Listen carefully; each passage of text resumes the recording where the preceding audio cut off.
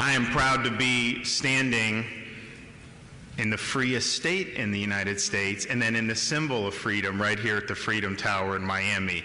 And I think if you look around what Constitution Hall would mean to Philadelphia and Pennsylvania, what the Alamo would mean to Texas, the Freedom Tower means to the state of Florida. It's a symbol of people seeking freedom and people who have fled communist dictatorship to be able to come live a life in freedom. And it puts it in stark relief, I think, because you're talking about 90 miles away, the difference between destitution and tyranny and the difference between freedom, opportunity, and prosperity. And I'd say there's probably no place in our country where that difference is more stark than comparing South Florida to the Cuban dictatorship that so many people fled. And so we're here today to have a great announcement, and I want to just thank President Madeline Pumariega from Miami-Dade College for being here. I know we have some other dignitaries in the crowd. We got some mayors. I know Steve Bovo's here. I think Mayor De La Cruz from Hialeah Gardens, JC from Doral, I think, is here. I want to thank you guys for coming. And then we have some great folks up here who are going to say a few things. We have our Lieutenant Governor. We have Marcel Philippe, Silvio Ironado, and I think is Felix Rodriguez here too? I don't think, okay, Felix is here. So we want to thank everybody for doing that.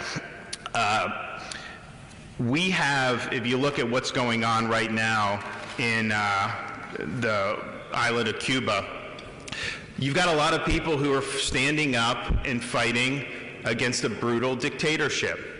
This is something that I think many of the people who fled Cuba over the decades probably never envisioned that the tyranny would last this long. And if you think about it, when communism fell in Eastern Europe, when the Soviet Union expired at the beginning of the 1990s, you still had this iron grip on this little island, and they didn't loosen the grip at all, even though the rest of the world had changed and Marxism, Leninism seemingly was on the ash heap of history.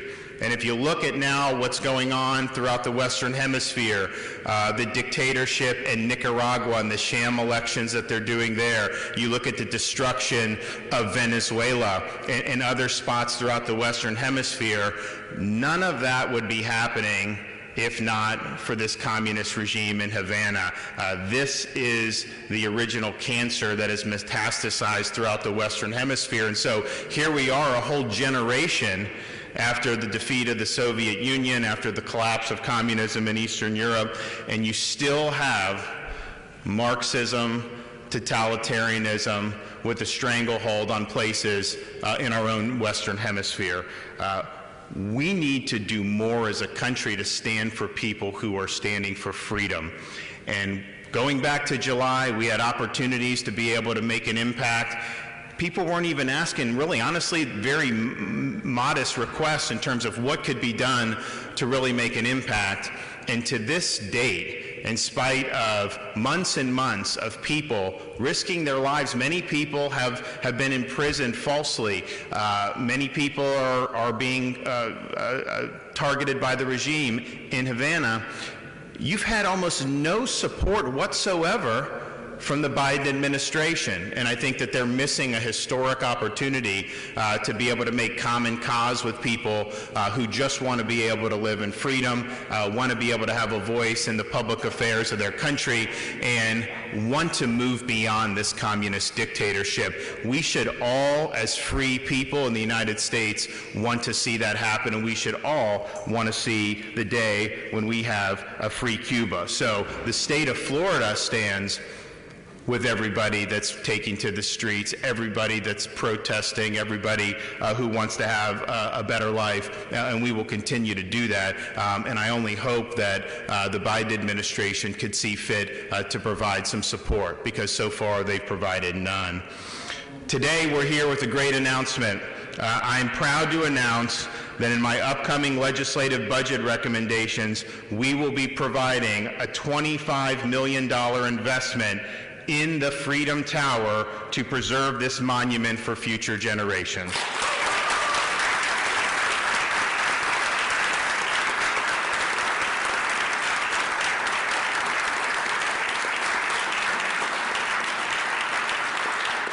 It's getting close to being 100 years old, and it does need some major repairs and some restoration. And these are needed to ensure that it'll continue to stand here as a symbol of freedom and opportunity for decades to come. What we will be able to do with this funding is complete structural repairs that are very urgent, conserve and restore historical architecture components, make the building more accessible for people with disabilities, install museum-quality climate control and security systems to safeguard the Cuban-American history stored here, and reimagine and redesign the exhibits displaying that history to make it more engaging for all ages. And I think it's very important.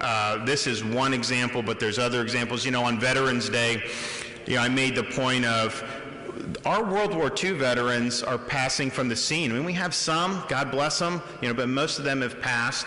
And there really is a danger of just kind of forgetting about the sacrifices they had to make when they had to stand up against tyranny and save the world and save freedom in this world. And I think the same thing applies here, with the Freedom Tower. You had people flee the communist revolution starting in the late 1950s. Hundreds of thousands of people came right through here at the Freedom Tower in Miami to be able to have a chance at freedom.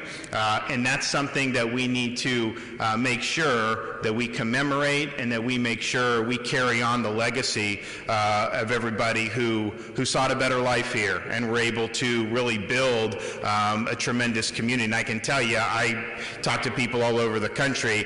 Everyone's talking about Miami right now. I mean, this is really the place to be for so many people, and so we're proud of that, but we need to be good stewards of this history. We need to make sure that people understand what this means, particularly in subsequent generations. I mean, we were just at recently with we gave Felix the Florida Medal of Freedom, and we were at the brigade, and those folks in the brigade, I mean, are getting up in years, and I really appreciate what they've done to be able to make sure that the community appreciates the sacrifices that were made there.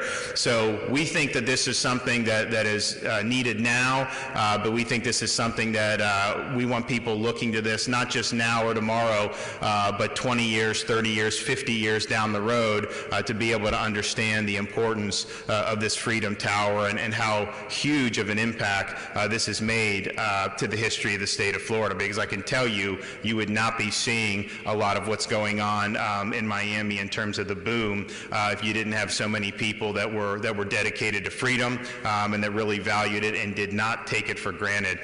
So many people throughout the rest of our country, they just take it for granted because they think this is what they've always known. Nothing can ever change. And I think when people come to South Florida, people are very sensitive about liberty. They're very sensitive about having a free society because they've seen it taken away. And now we're in a situation that if they take it away from us here, we don't have a place that we're able to escape to. So this is really freedom's last stand. So I'm proud to be able to put this in our budget. I think we're going to get strong support from the Florida legislature to be able to do this. And I think it's going to be something that's going to make a difference for generations to come. So thanks for hosting us here. We were here actually, my first full day as governor was here. We did an announcement where we appointed a Cuban American to the Florida Supreme Court, Justice Barbara Lagoa, and so that was a neat day, and I'm proud to be back here to be able to have this great announcement.